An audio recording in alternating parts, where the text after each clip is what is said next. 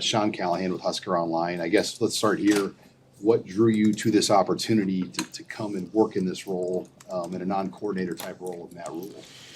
Well, I've always liked Nebraska. I had some background playing against them when I was at Arizona State. We played them 3 times actually. So I've always admired Coach Osborne in this program. But when Matt came here, Matt and I have known each other, Coach Rule, since 2001. And a lot of the assistants that came with him I'm real close to. So, I followed it really closely. And so he asked me if I'd come and help. And I said, sure. And I didn't really know what the job was, but I'm just going to help on defense and special teams and, the quality of play on the field. And I'm looking forward to it. Will you help with game plan, like week of game plan? And how much will you be involved in helping call the defense on game days? Coach Butler will call the defense, okay? But I will be involved in the game plan.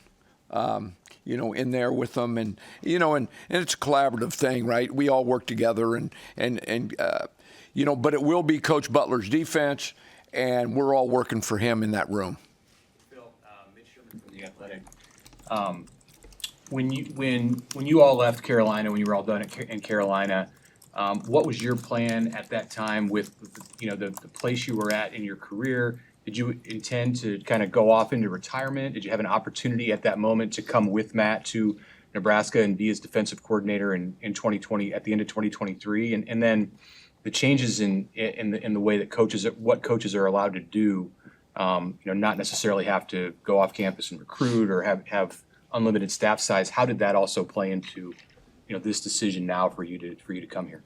Yeah, Matt tried to get me to come when he came.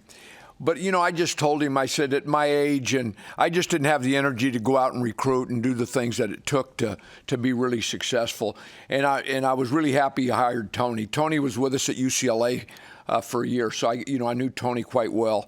So I was happy about that.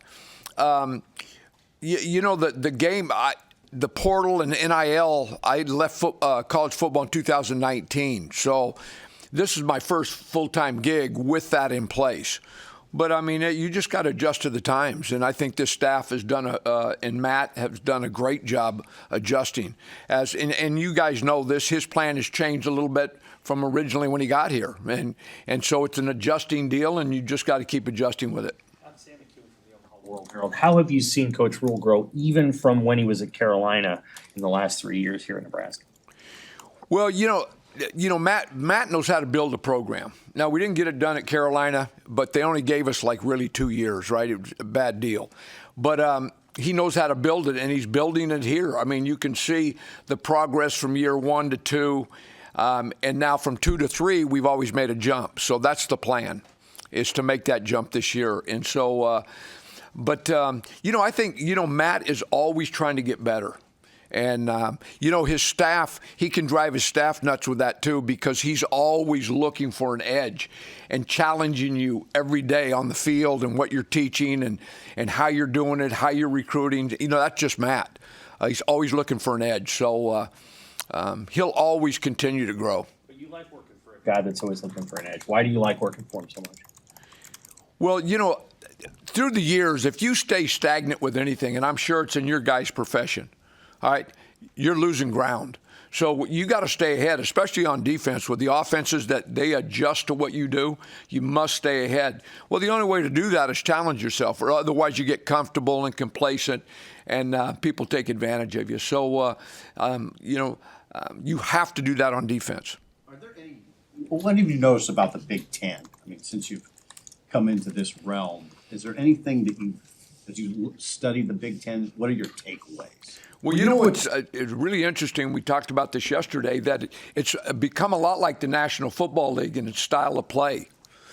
You have the run game, you have the 2-back run game, you have the 1-back passing game, real similar to the National Football League, along with personnel groups that they're running, much more so than some of the other conferences in America right now. With KETV in Omaha. I'm just curious about your impressions about what the Nebraska defenses have been like the last couple of years, and maybe what stood out, and maybe what could they improve on. Well, I think Tony did a fantastic job with that 3-3 package. I ran a 3-3 package at Baylor, and it was different personnel. His is attacking. With all the different fronts, and they don't play that. We didn't play that many fronts here, but with all the movement, it becomes a lot of different fronts, and it's really hard to block offensively. It's a nightmare offensively, and Tony did a great job of adjusting and staying ahead of the offense every game in both seasons. So, and we're going to employ all that stuff on first and second down. We're going to hope to advance the third down package a little bit more like the National Football League. If you watch third down with everybody on the line of scrimmage and mugging backers, and we'll advance the third down package. Coach Butler will. You know, he has NFL background. I do. So, but we're taking a lot of what Tony did, and because it's highly successful and creates chaos for the offense. Husker 24/7. What's been your impression of Coach Butler and just how you two can work together? Yeah, you know, I knew of John, but I didn't really know John. But, you know, there's guys on our staff that knew John. But he's fantastic. He's really knowledgeable, good to work with. It's been good. How much is his background in the NFL? You mentioned like the third down stuff. How can that aid you as you think about ideas going into the season? Well, you know, you got to stay ahead. In the National Football League, you have to win third down. But when I say that, you have to win third down at any level, right? But you know, it's a little bit more sophisticated in the National Football League and college on third down, a little bit schematically. So I think John will bring some really good things to the table from an offensive standpoint. You know, the protections, will attack protections. The different types of coverages that we can play on third down that Tony didn't do. And that's nothing negative about Tony. He did a hell of a job with what he did, right? But I think there'll be a few different wrinkles on third down. Evan Bland, Omaha World Herald. You mentioned meeting Coach Rule in 2001. What do you remember about your first encounters with him, and maybe when along the way did you know this was a guy you wanted to keep working with? Well, I'll tell you a little story about him. We needed I guess it was a GA back then. The names have changed so doggone much, right? But this guy kept texting me, sending me stuff. I mean, I don't even know him, right? I said, who the hell is this guy? So, and he played at Penn State. So, and he says, hey, Coach Paterno will stand up for me. So I went to the head coach, Bob Toledo at UCLA. And I said, Bob, do you know Coach Paterno? He said, yeah, real well. I said, will you call him on this guy? Because he's driving me nuts. So he did, and Paterno said, hire him. So nobody on our staff knew him, not one person. And he did a hell of a job now. In 1 year, left really an impression on everybody there. And, you know, by the way, Deshaun Foster played for us at the time, right? And he's head coach at UCLA. So, but, yeah, he did a great job. And I've always stayed in contact with Matt since. Julie, they didn't have kids at the time, and just a fantastic couple. Maybe this isn't a big deal. I just wanted to bounce it off you. How important is it in Matt's role now with all these new faces to kind of get everybody on the same page? All these new coaches that are come in. Mm-hmm. Well, we've had 2 meetings. Last week, Matt talked in a meeting for about 6 or 7 hours straight, you know, implementing what he wants and what he expects. And so, but you have to do that, right? When you get new staff members, and that's one of my jobs. He's you know, I'm supposed to help all these younger guys and guys that are new what he expects. So that's one of the things I'm doing too. Yeah. Hey, you mentioned Matt mentioned this month that he would also have you doing some stuff with some of the edge rushers or defensive ends, maybe helping out Terry up front. What do you envision being able to devote time-wise to that? Well, you know, really, and I told the coaches, even right now, I need to stay busy on the field, right? I'm a football coach. That's the best thing I do is coach on the field. So I will be with a position every practice, helping somebody. It won't always be the D-line. But you know, I'll help with the linebackers, secondary.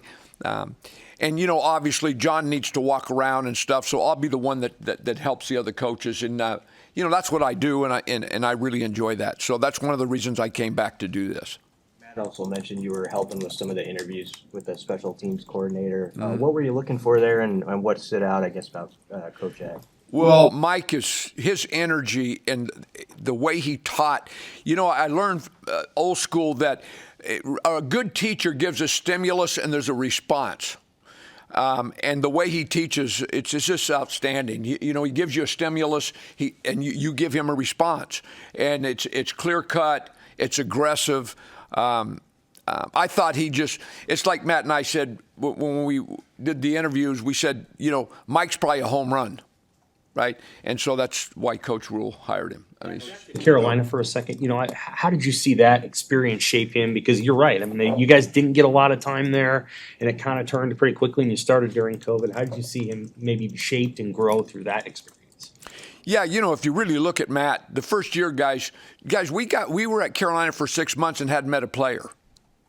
You know, it was a tough job when Matt took that job. You know, obviously the pandemic hadn't hit yet, right, when he took it. So, but there's no question in my mind if they would gave Matt 4 years there, he would have won. We were getting closer at the time, and then they went on and won 7 games that year, right? So we just didn't get enough time there. But I am sure, you know, any time that things happen to you negatively, you learn a lot, right? I mean, you think players learn the most when bad things happen to them, and so do all of us. So, yeah, I'm sure Matt's grown in a lot of areas. Hey, Coach, in the few years you've been out of college football, just how much has it changed with the NIL, the acquisitions, and all the things now that office is dealing with, maybe that you weren't dealing with the last time you were in the college game? Well, I don't think the play on the field's changed. The styles hasn't changed that much. But the NIL and portal has completely changed it. I mean, you know, I come in and I have to learn 120 names, and our veteran coaches that have been here still have to learn 50 names. You know, so 30 to 50 names. I mean, that's the way college football is today. So you just have to adjust and adapt. Inside Nebraska, when you watch the film from last season's defense, what are the biggest areas that you think needs to be focused on and improved? Well, first of all, when you're in the top 20 in most categories, you know, they were excellent in a lot of categories. I think one area is third down. We have to win third down. The other area is red zone. I mean, guys, when you really look at it, if you play well on third down and you play well in the red zone, it's hard to score from an offensive standpoint. So both areas, and I'm not saying they were bad, but those are the areas that we have to get better at. 15-20 in the zone. You talk about not being stagnant and getting ahead of offenses. What are some of the things that you've done, you think, that have gotten ahead of offenses and kept you ahead of the curve? Well, I'll just give you an example. My second year at Carolina, we wanted a big defensive end, and we got Hassan Reddick. Little guy. I had Burns on the other side. So we completely changed our first and second down defense. We went to a 5-man front because we had 2 elite pass rushers off the edge. So you not only do you have to adapt and stay ahead of the offense, but you have to utilize the people that you have. People that run systems and don't care with who they have are wrong. You got to fit the system. The player, right, wins football games, not the system. So, and we'll do that with this group. As we have a lot of young players, and as this group develops, Coach Butler will keep adapting, right, to what's best for this group. Thanks. Thank you. Thanks, everybody.